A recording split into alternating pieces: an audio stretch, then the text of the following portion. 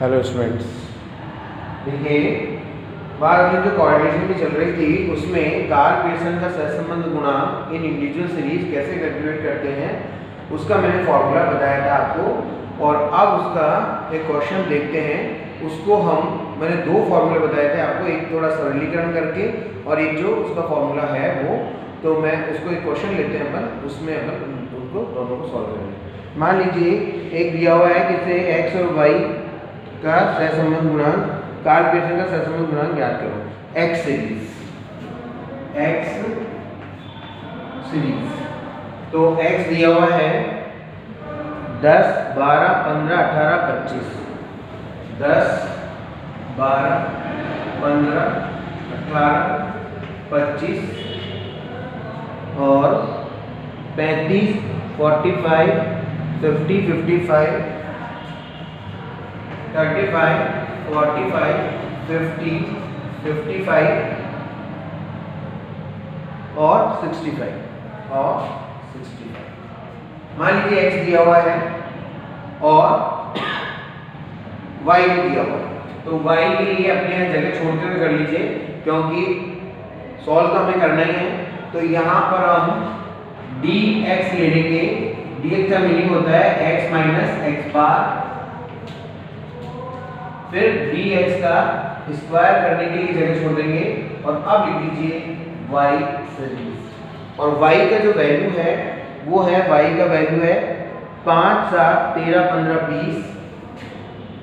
5, 7, 13, 15, 20,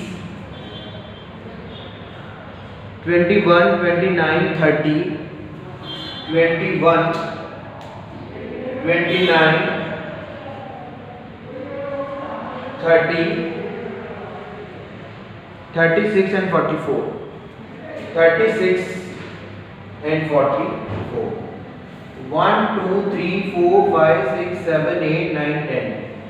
The number of items given 10 items हैं और ये x और ये y है और इसमें आपको कार्ल पियर्सन का सहसंबंध गुणांक क्या करना है और ये बताना है कि क्या इन दोनों के बीच में कोई सहसंबंध है। ऑलरेडी क्वेश्चन को मैंने नोट करते समय ही यहाँ पर आपको जो टेबल बनानी है उसके अकॉर्डिंग यहाँ पर स्पेस छोड़ दिया था। पहला स्पेस है dx के लिए, फिर dx स्क्वायर के लिए और सेम पैटर्न पर इधर भी हम लेंगे y माइनस y बार, तो वो आ जाएगा dy और एक कॉलम होगा dy का स्क्वायर और लास्ट कॉलम होगा dx dy। dx को dy से मल्टीप्लाई कर देंगे तो ये 1, 2, 3, 4, 5, 6, 7 कॉलम है। ये 7 कॉलम का आपको टेबल में बनाने पड़ेंगे और ये काम हो जाएगा। मान लीजिए आपके क्या था कि dx और dx स्क्वायर और ये dy और dy स्क्वायर जो आपने स्टैंडर्ड डिवीजन पहले वाले चैप्टर में पढ़ा है उसमें भी आपको ये कॉलम बनाने होते थे। तो अब देखिए dx x बार के लिए पहले हम यहाँ पर इसका टोटल करेंगे तब x बार पता चलेगा, इसका टोटल करेंगे तब y बार पता चलेगा। हम डायरेक्ट मेथड से सॉल्व कर रहे हैं और डायरेक्ट मेथड में मैंने आपको बताया कि सबसे पहले जो सीरीज दी हुई हो x उसका x बार ज्ञात करेंगे, y का भी x बार ज्ञात करेंगे, उसको y बार बोलेंगे। तो x का x बार जो आएगा ये है 330 टोटल है इधर का और इधर का टोटल है 220। इधर का टोटल है 330 और इधर का है 220। देखिए कैलकुलेशन आप इसको देख के आप घर पे इसको क्वेश्चन को करेंगे। तो अगर अभी हम वैसे कैलकुलेशन करने लगे तो बहुत टाइम लगेगा और बात समझ में आनी चाहिए। इसका टोटल किया है ये है sigma n, sigma x sorry sigma y और ये है सिग्मा x। तो x बार कैसे कैलकुलेट करते हैं? x बार कैलकुलेट करते हैं x bar is equal to sigma x upon n। Direct method से आप जानते हैं सिग्मा x अपॉन n। तो सिग्मा x अपॉन n जो है वो है sigma x upon n। Sigma x upon n जो है वो आएगा 330 डिवाइडेड बाय 10। तो डिवाइडेड बाय 10 में ये आ जाएगा 33। तो x बार कितना हुआ 33। तो x बार जब 33 है तो 33 से डिवीजन लेंगे x माइनस x बार करेंगे। 10 में से 33 जाएंगे x माइनस x बार। यहाँ पर जो ये है x bar is equal to, तो शॉर्ट में लिख दूं x bar is equal to 33। तो फिर अब आप dx लेंगे, x में से x बार को हटाएंगे, 10 में से 33 गए तो माइनस के 23। इसी तरह सारे डिविजन्स लेंगे तो वो आएंगे माइनस के 21, माइनस 18, माइनस 15, माइनस के 12 में से 33 गए 21, माइनस के 18, माइनस के 15, माइनस के 8, प्लस के 2, 33 और 12 45, 33 और 17 50 और 22, और ये होंगे 5 में से 3 गए तो 2 और 6 में से 3 गए तो 3, 32। ये आ गया माइनस 23, माइनस 21 और minus 18, minus 15, minus 8, 2, 12, 17, 22 and 32।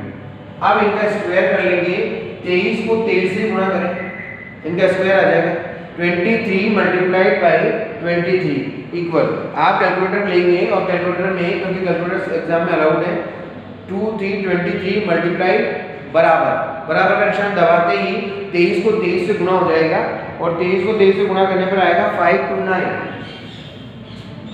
529। 21 multiplied by 21 और 21 मल्टीप्लाइड बाय 21 441, 441। 18 मल्टीप्लाइड बाय 18 वो होगा 324, 324। ये 225, ये 64, 4, 144। 17 को आप 17 से मल्टीप्लाई करेंगे तो वो आएगा 289, 289। 22 को 22 से मल्टीप्लाई करेंगे तो आएगा 484, 484। 32 मल्टीप्लाइड बाय 32 वो होगा 1024। ये आ गया डी स्क्वायर। इसका भी टोटल कर देंगे, इसका टोटल करेंगे तो 0 ही आएगा। क्यों?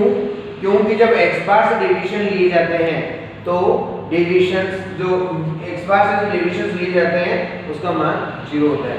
आप चेक करने के लिए आप चेक कर सकते हैं, जैसे ही मैं प्लस वाले को पहले जोड़ता हूँ, 2, 2, 4, 2, 6, 2, 8, 7, 15, 1, 1, 2, 1, 3, 2, 5, 3, 8, 85। माइनस करते हैं, 3 और 1 4 8, 12 5 17 और 8 25, 2 2 4 2 6 2 8 85। ये आ गया 0। अगर आप x बार से लेते हैं तो dx जो आएगा वो 0 ही आएगा, सिग्मा dx जो होगा। तो इसको टोटल करने की जरूरत नहीं है, टोटल हमें इसकी करनी है। क्यों? क्योंकि हमारे फॉर्मूले में ये काम आ रहा है और इसकी टोटल जो है वो आएगी 3528, 3528 सिग्मा dx स्क्वायर। और इसी तरह ये dy का स्क्वायर। अब y बार निकालेंगे, y bar is equal to sigma y is equal to n, sigma y divided by n। Sigma y है 220, 220 divided by 10 is equal to 22। तो y बार जो आया है वो आया है 22। तो y बार जब 22 है तो 22 से हम डेविएशंस लेंगे, यहाँ पर लिखेंगे y bar is equal to 22 और 5 में से 22 गए, माइनस के 17, माइनस के 15, माइनस के 13 में से 22 गए 9, माइनस के 15 में से 22 गए, माइनस के 7, माइनस 2, माइनस 1, 29 में से 22 गए 7, 30 में से 22 गए 8, 36 में से 22 गए 14 और 44 में से 22 गए 22। फिगर आता है, ये वैल्यूज आती है माइनस की 17, माइनस की 15, माइनस 9, माइनस 7, माइनस 2, माइनस 1, 7, 8, 14, 22। वो तो वापस आप इसका भी करेंगे तो 0 ही आएगा। सिग्मा dy करेंगे, 17 को 17 से ही मल्टीप्लाई करेंगे तो आएगा 2 8 9 और अब यहाँ पर -17 से मल्टीप्लाई हुआ तो प्लस का हो गया है। 15 को 15 से करेंगे 225, 9 को 9 से करेंगे 81, 49, 4 1 49, 64, 14 को 14 से मल्टीप्लाई करेंगे और 14 को 14 से मल्टीप्लाई करेंगे तो आएगा 196, 196। 22 को 22 से मल्टीप्लाई करेंगे 484। इसको ऐड करेंगे, इसको टोटल करेंगे इसका तो वो होगा सिग्मा डी बाई स्क्वायर होगा 1442, 1442 सिग्मा डी बाई स्क्वायर। अब dx को dy से गुणा करेंगे, इस लाइन को यहाँ से यहाँ पर इसको इससे गुणा करेंगे, माइनस को 23 से माइनस के 23 को माइनस के 17 से गुणा करेंगे तो प्लस का हो जाएगा, माइनस माइनस तो प्लस हो जाएगा और वो होगा 391। इनका जो गुणनफल होगा वो होगा 391। इस -21 को -15 से गुणा करेंगे 315। फिर इसी तरह आगे करते जाएंगे तो आएंगे 162, 105, 16 - 2, 16 - 2, 84, 136, 84, 136, 308 और 7 0 704। देखिए 391, 315, 162, 105, 16 -2, 84, 136 इसके सामने लिखें 136, 308 और 704। इसका सिग्मा dx dy का जो आएगा वो आएगा 2219। इस तरह ये टेबल आपको बनानी है। पहले ये टेबल बनने के बाद में अब आप अपने फॉर्मूले में यूज करिए r सरलीकरण वाला फॉर्मूला कर लीजिए, r सिग्मा dx dy और sigma dx square multiplied sigma dy square. इसको अगर आप सॉल्व करेंगे सिग्मा dx dy आया है r 2219 और ये अंडर रूट में आएगा 3528। ये आएगा sigma dx square 35 28 multiplied by ये 1442 ये आएगा। अब इसको जब अपन सॉल्व करेंगे तो जो फिगर निकल कर आएगी वो आ जाएगी आपकी जो भी होगी ये सिग्मा dx dy। और जब इसको अपन सॉल्व करेंगे पूरा इसको इससे गुणा करें और कैलकुलेटर अलाउड है, अंडर रूट सॉल्व करें, जो भी फिगर आएगा अंडर रूट सॉल्व करके नीचे लिखिए 2219 में उससे डिवाइड कर दें। तो डिवाइड करने के बाद जो आंसर आएगा वो होगा 0.98। 0.98 आ गया, 0.98 मींस हाई लेवल का कोरिलेशन है क्योंकि 0.75 से ज़्यादा है और 1 से कम है। परफेक्ट कोरिलेशन 1 होता तो परफेक्ट आता, अदरवाइज हाई लेवल का कोरिलेशन हम लिख सकते हैं हाई लेवल कोरिलेशन। देखिए वापस एक बार dx को dy से गुणा करने के लिए जो बात है वो देख लीजिए, माइनस को माइनस की संख्या से गुणा होगा तो प्लस हो जाएगा, ये प्लस ये प्लस ये प्लस ये प्लस। यहाँ पर देखिए एक माइनस और एक प्लस है, इस प्लस 2 को -1 से मल्टीप्लाई किया तो माइनस के 2 हो गए क्योंकि एक साइन चेंज है, बाकी सब प्लस के हैं इसलिए ये dx dy सब प्लस के हैं। अब आगे आप इस तरह के क्वेश्चन देखिए। Thank you.